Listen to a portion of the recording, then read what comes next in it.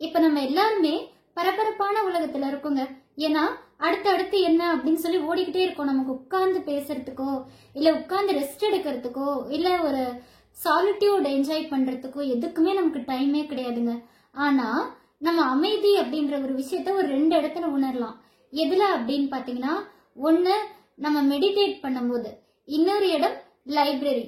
So இங்கதான் நம்ம gamma உட்கார்ந்து கொஞ்ச நேரம் படிக்கிறதுக்கோ நம்ம அனலைஸ் பண்றதுக்கோ ஒரு இடம் அப்படின்னு நம்ம சொல்லலாம். ஸோ நம்ம நிறைய இடத்துல நிறைய மனிதர்கள் மீட் பண்ணுவோம். ஆனா லைப்ரரியில பாத்தீங்கன்னா டிஃப்ரெண்டான ரீடர்ஸ் எல்லாம் நம்ம மீட் பண்ண முடியுங்க. இப்பெல்லாம் நம்ம லைப்ரரிக்கு போறதே கிடையாது. மெம்பர் ஆகணும் அப்படின்னு யாராவது தேடி வந்து கார்டை கொடுத்தா கூட நம்ம ஆகிறது இல்லை. ஏன் அப்படின்னு பாத்தீங்கன்னா நம்ம எல்லாமே ஆன்லைன்லயே படிச்சுக்கிறோம். அப்படி லைப்ரரியில நிறைய மனிதர்களை பார்த்து அவங்கள பத்தின சுவாரஸ்யமான சில விஷயங்கள் எல்லாம் நம்மளோட ரைட்டர் ஷேர் பண்ணியிருக்காரு. அது என்ன புக், அப்படி என்ன அவர் ஷேர் பண்ணியிருக்காரு அப்படின்றத இந்த புக்ல பார்க்க போறோம். வாங்க வீடியோக்குள்ள போலாம்.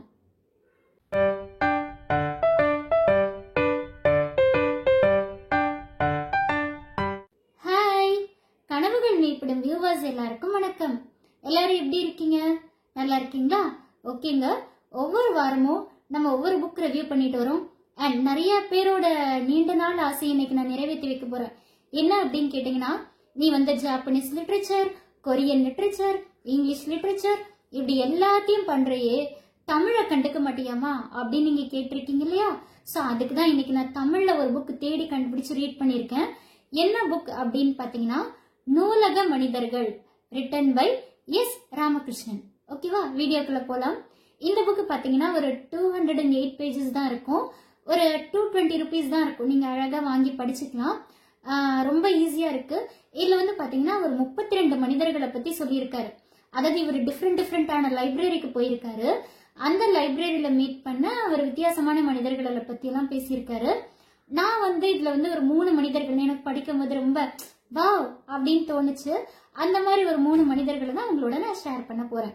ஃபர்ஸ்ட் வந்து இவர் ஒரு லைப்ரரிக்கு போயிருப்பாரு. இவரோட ஊர் என்னன்னு பாத்தீங்கன்னா, விருதுநகர்ல மல்லாங்கிணறு அப்படின்னு ஒரு கிராமம். ஸோ அந்த கிராமத்துல ஒரு லைப்ரரிக்கு போவாரு எஸ் ராமகிருஷ்ணன். இவரோட சின்ன வயசுல என்ன பண்ணுவாருன்னு பாத்தீங்கன்னா, லைப்ரரியனுக்கு ஹெல்ப் பண்ணுவாரு. அதாவது படிச்ச புக்கை வந்து எடுத்து வைக்கிறது கரெக்டா ஷெல்ஃப்ல, அதுக்கப்புறம் வந்து புக்ஸை அடுக்கி வைக்கிறது, அப்புறம் கேட்டா மக்களுக்கு எடுத்து கொடுக்கறது. ஸோ இந்த மாதிரி லைப்ரரி நீட் பண்ணி கொடுக்க, இந்த மாதிரி வேலையெல்லாம் பார்த்துட்டு இருப்பாரு. ஒரு நாள் இவர் வந்து ஒரு புக் எடுத்து பாக்குறாரு. ஒரு படிச்சுட்டு இருக்கும்போது ஒரு மனுஷன் வராரு. அவர் எப்படி இருப்பாருன்னு பாத்தீங்கன்னா, ஒரு 60 வயசு இருக்கும். நெத்தியில ஒரு நாமம் வச்சிருப்பாரு, குங்குமம் எல்லாம் வச்சுட்டு.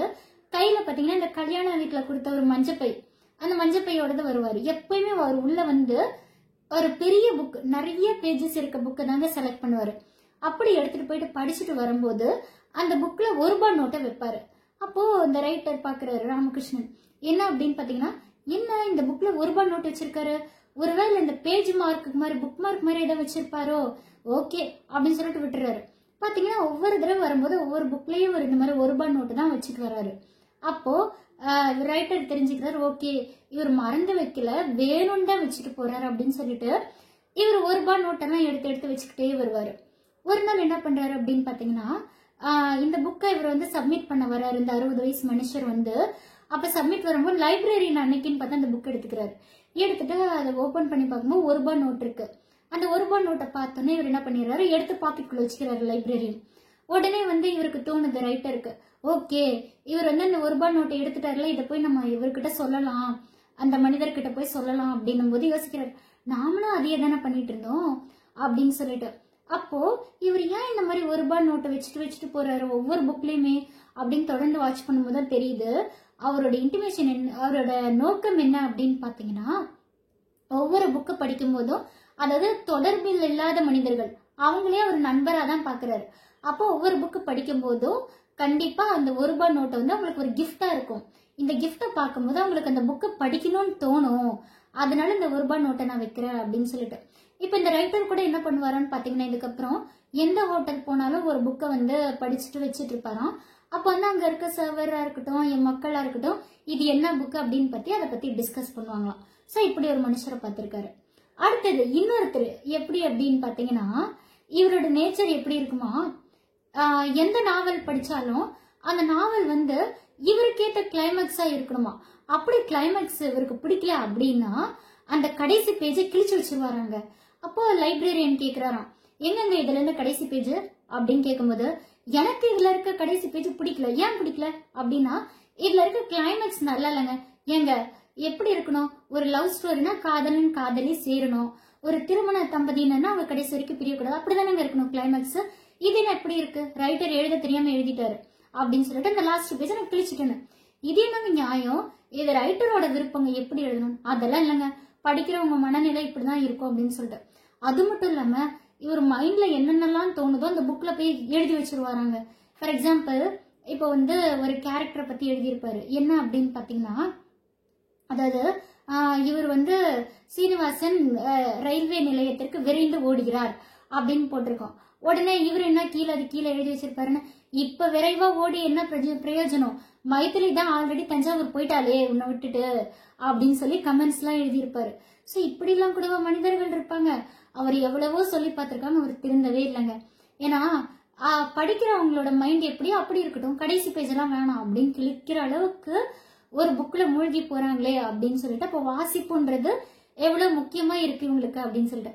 அடுத்தது தேர்ட் ஒரு மனிதரை பத்தி எழுதியிருக்காங்க. எப்படி அப்படின்னு பாத்தீங்கன்னா, இவர் எப்படின்னா புக்கெல்லாம் தேடி தேடி படிக்க மாட்டாருங்க. இவர் வந்து ஒரு வங்கி ஊழியர். என்ன அப்படின்னு பாத்தீங்கன்னா, புக்கை வந்து மேல அந்த டேபிள் மேல என்ன புக்கு இருக்கோ அந்த புக்கை தான் நான் வந்து என்ன பண்ணுவேன் அப்படின்னா எடுத்துட்டு போய் படிப்பேன் அப்படின்றது அவரோட குறிக்கோளா இருக்கும். ஸோ அன்னைக்கு வந்து அவர் வராரு, நான் எங்க ஒரு புக் வேணும் எனக்கு அப்படின்னு, நீங்களே எடுத்து கொடுங்க மாதிரி, நீங்க தேடி இருங்க, இல்ல இல்ல எனக்கு அதுக்கெல்லாம் டைம் இல்லை அப்படின்னு மேஜை மேல பாக்குறாரு. பார்த்துட்டு, நான் செய்தித்தாளில் ஒரு புக்கை பத்தி படிச்சேங்க, தொடர்ந்து அந்த புக்கு எனக்கு கிடைக்குமா அப்படின்றாங்க. என்ன புக்கு அப்படின்னா, தட்சணை இந்திய சரித்திரம் அப்படின்னு சொல்லி ஒரு புக்கு. ஸோ தட்சணை இந்திய சரித்திரம் இந்த புக்கு இருக்கா அப்படின்னா, இருந்ததுங்க. இதை வந்து ஆல்ரெடி ஒருத்தர் வாங்கிட்டு போனாரு, ஆனா 6 மாசத்துக்கு முன்னாடி அவர் வாங்கிட்டு போனாரு, ஆனா அவர் வந்து இன்னும் புக்கை கொடுக்கல அப்படின்னு. அப்படியா, அவரோட அட்ரஸ் கொடுங்க எங்க அப்படின்னு சொல்லிட்டு, ஏன்னா இந்த புக்கை நான் உடனே படிக்கணும். அப்படின்னா நாங்க கொடுக்க கூடாதுங்க, நாங்க போஸ்ட் கார்டு போட்டிருக்கோம் அவருக்கு, அவர் வந்து வாங்கல. இல்லைங்க, நானே ஒரு வங்கி ஊழியர், எனக்குலாம் நிறைய பேர் தெரியும், நான் அந்த அட்ரஸ் தேடி கண்டுபிடிச்சுக்கன்னு இவர் வேகமா போறாரு.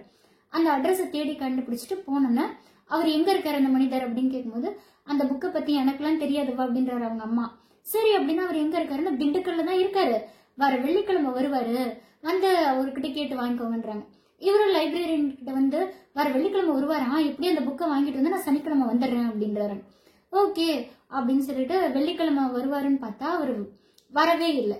அப்போ போய் கேக்குறாங்க, அப்படியே அவர் நேத்தே வந்துட்டு போயிட்டாருன்னு. இவருக்கு கோவம் வந்துருது இந்த வங்கி ஊழியருக்கு. என்னது இது அப்படின்னு சொல்லிட்டு பொறுமை தாங்காம திண்டுக்கல்கே போயிட்டாருங்க. ஸ்ட்ரெயிட்டா போயிட்டு அவர் தேடி பாக்குறாரு, எங்க இப்ப என்கிட்ட இந்த புக் இல்ல, வீட்டுல தாங்க இருக்கும் அப்படின்னு சொன்னேன். இவர் என்ன பண்ணாரு, வேகமா திரும்ப வீட்டுக்கு வந்து அவங்க அம்மா கிட்ட கூட சொல்லாம வீடு புகுந்து அந்த புக்கை எடுத்துறாருங்க.